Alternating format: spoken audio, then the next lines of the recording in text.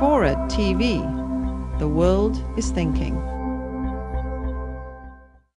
So we have in place a continuation of the military-industrial media complex, building empire, pushing world dominance, a military budget higher than under Bush even, and a continued expansion of war and global military empire and dominance. It's not being reversed.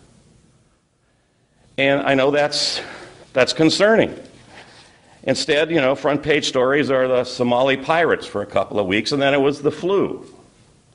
I mean, we find these new enemies. The Somali pirates are our new enemies, and we have a story on them, which is actually kind of interesting.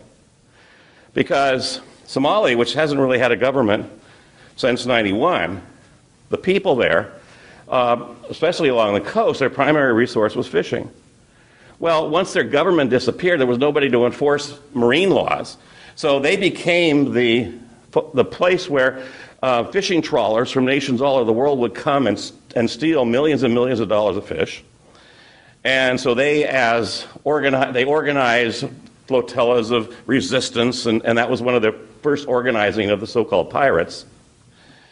And then huge amounts of toxic waste were dumped off their shores.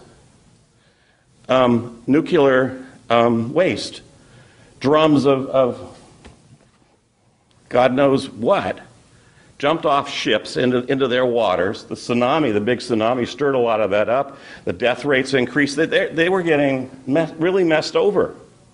So that's the origins of the resistance of the pirates, so to speak, who see their job as protecting their own people. They're supported by their own people, and they started out and have become literally Robin Hoods trying to get some support for their own communities.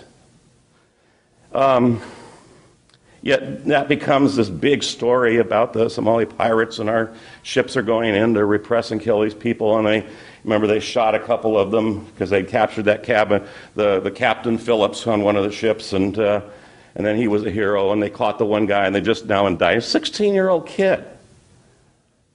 I mean, this is what we're, challenging with. I don't want to talk about the flu too much. I mean, it's the flu. 30,000 people a year in the country die from the flu. And the front page stories were, it's coming, it's here, it's the first ones in California and the United States, and our headline in the Press Democrat, first U.S. death. Well, this was a 2-year-old that they had flown in from Mexico City to Houston to try to save his life, and he died. There hasn't been anybody in the U.S. that's died from it yet, and it's fading away, and maybe there will be some mutations of this and it could turn into something serious, but it's not that now. Yet, they keep us like mushrooms, in the dark and feeding us a lot of you-know-what and trying to keep us, scared. I mean, the real message from corporate media today is shut up and go shopping. I mean, that's the message. And Bob McChesney said that. I'm not going to claim that I made that one up. But, I mean, that's the message. And, go buy stuff. That's what they said after 9/11. That's what can we do?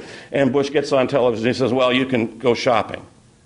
Remember all the little shopping things and the American flag things are all in the store's windows after 9/11? I mean, that was the response.